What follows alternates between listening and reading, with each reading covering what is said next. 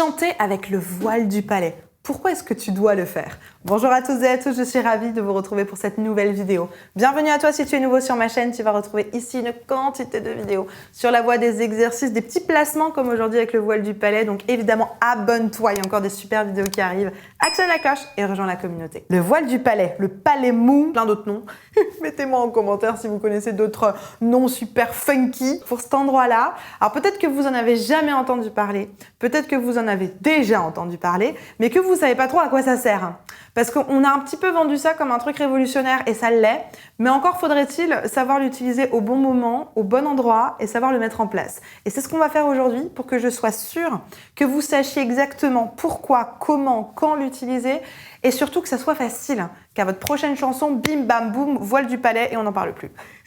Donc restez bien jusqu'à la fin de cette vidéo, prenez des notes parce que croyez-moi, il y a des pépites dans cette vidéo qui arrivent et vous voulez absolument pas passer à côté. Juste avant de démarrer, je me présente très rapidement pour les personnes qui ne me connaissent pas encore. Je m'appelle Elena Hurstel et je suis votre coach vocal depuis 2013 pour faire de votre voix votre allié numéro 1. N'hésitez pas, rejoignez-moi également sur Facebook et sur Instagram.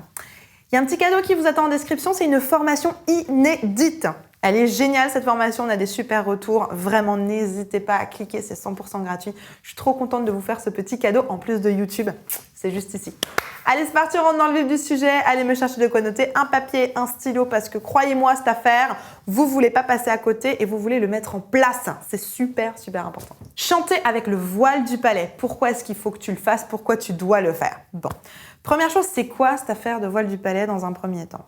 Alors, nous avons déjà le palais dur, le palais, que normalement celui-là vous connaissez bien. On a les dents là. Et quand vous prenez votre langue pour une petite exploration, nous allons du coup toucher les dents, hein, et vous reculez la langue. On va le palais dur, là c'est dur, on recule, un coup, vous allez sentir quelque chose de super mou tout au fond. Voilà, le palais mou, moi j'aime bien l'appeler le voile du palais. C'est très noble, un petit voile comme ça, j'aime beaucoup. Et le palais, voilà. Le voile du palais. Donc, c'est le côté mou que vous avez à l'arrière.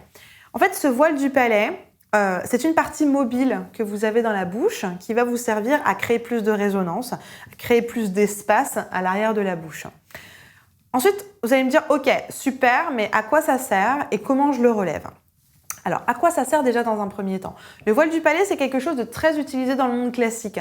Quand vous voyez les chanteurs classiques, ils utilisent énormément leur voile du palais pour chanter parce que ça leur donne une bonne résonance, une plus grosse caisse de résonance et donc un peu plus de volume sonore, notamment dans les aigus. Et notamment au-delà du volume sonore, un peu plus d'habillage, un petit peu plus de rondeur dans leur son et ça, c'est super intéressant. Deuxième chose ensuite, de manière générale pour tout le monde, que ce soit le classique ou d'autres styles musicaux, le voile du palais va nous créer de l'espace dans la bouche. La bouche peut créer de l'espace de 3 manières différentes, en ouvrant les mâchoires, en compressant la langue ou en relevant le voile du palais. Donc c'est ces 3 choses-là que vous devez travailler pour ouvrir la bouche au moment où vous chantez.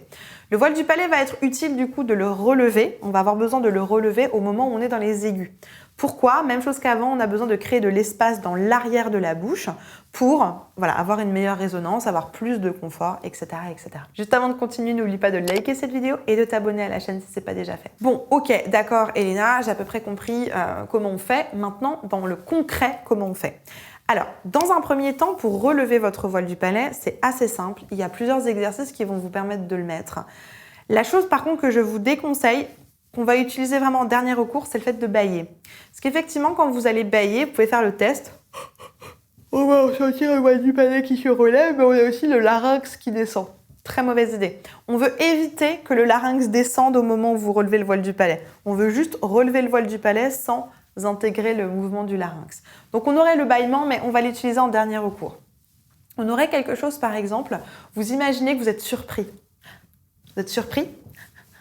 Vous allez avoir le voile du palais qui va se relever. Vous imaginez que vous allez éternuer, par exemple.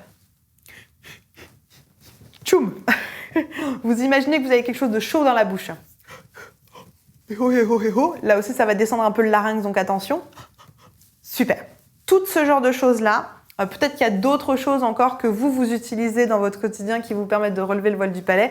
N'hésitez pas à nous le mettre en commentaire. J'ai hâte de lire ça pour avoir des petits trucs et astuces de votre part également.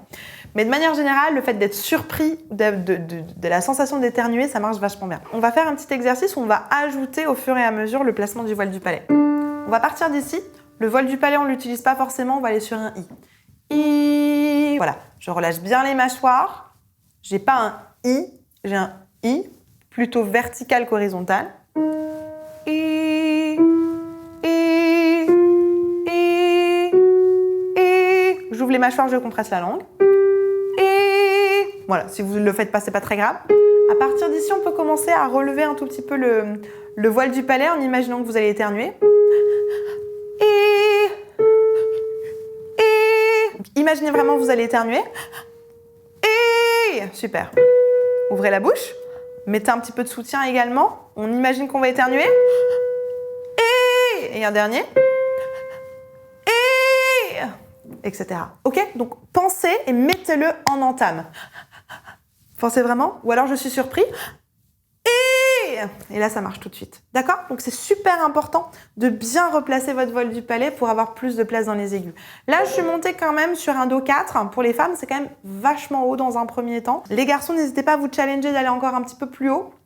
Mais pour l'instant, n'allez pas trop haut parce qu'il va manquer des éléments pour que ça soit vraiment confortable. Mais le voile du palais dans les aigus, c'est un must-have. Vous devez absolument le mettre en place, c'est super important. Je vais vous parler d'une de mes coachées qui est dans mon accompagnement de groupe qui s'appelle Phoenix.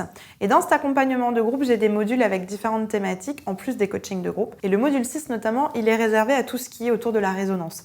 Et on avait justement une de mes coachées qui me disait qu'elle n'arrivait jamais à aller dans les aigus. Pour elle, c'était impossible d'aller dans les aigus. Et en fait, on s'est rendu compte que c'était pas un problème de twang, pas un problème d'énergie, mais que c'était finalement un problème de voile du palais, un problème de résonance de manière générale, qu'elle ouvrait pas la bouche, qu'elle n'utilisait pas du tout le voile du palais. Elle a fait le petit exercice que je vous ai partagé à l'instant. Elle a fait cet exercice avec moi et avec nous en coaching de groupe et au travers de son module et des petites routines que je donne à mes coachés. Et en une semaine, elle m'a dit « Non mais tu te rends pas compte, Elena, ça fait juste 15 ans que j'essaye d'aller dans les aigus. » Et là, notamment grâce au voile du palais, ça a vraiment été un game changer pour elle. Notamment grâce au voile du palais, elle a vu une différence juste fulgurante. Donc tout ça pour vous dire que votre réussite n'est pas loin. C'est juste des petits, des petits millimétrages, des toutes petites choses à modifier pour que vous puissiez vraiment être précis dans votre geste. La voix, c'est quelque chose de précis, c'est vraiment des placements au millimètre près. Donc faites attention et ne restez pas trop longtemps tout seul parce que vous allez avoir aucun feedback de ce que vous faites, mais surtout, vous allez installer des mauvais automatismes. Donc je vous conseille vraiment de vous faire accompagner par un coach pour vérifier votre geste vocal, vérifier vos placements pour qu'on soit sûr que ça fonctionne bien. Et si vous voulez qu'on le fasse ensemble, si cet accompagnement, ça vous parle, d'être accompagné de manière intensive pendant 6 mois avec un vrai programme qui a fait ses preuves, je vous remets des témoignages juste ici, n'hésitez pas à aller regarder ça. Dans la description, il y a un petit lien vers un formulaire. Remplissez-moi ce formulaire, on va réceptionner ça avec mes équipes. On va analyser votre formulaire et si on se rend compte que votre profil fait partie des profils d'accompagnés que j'ai l'habitude de coacher, on va vous proposer un petit appel. Pendant cet appel, on va simplement faire le point avec vous sur quels sont vos objectifs, quelle est votre problématique et en fonction de ça, vous proposez le meilleur accompagnement pour résoudre votre problématique de manière efficace et durable. Donc très important, le voile du palais, c'est quelque chose à mettre en place un petit peu tous les jours. Essayez même quand vous êtes sous la douche par exemple, d'imaginer que vous allez éternuer. Vous imaginez ça et juste après vous faites une note, tout simplement. Ou vous imaginez que vous êtes surpris, ça peut être sous la douche parce qu'on aime bien, ça résonne. Donc on imagine et on fait une note. Etc., etc. Je vous invite vraiment à faire ça parce que ça va vraiment faire une belle différence dans vos voix. C'est un tout petit exercice tout simple à mettre en place et qui va vraiment faire la différence.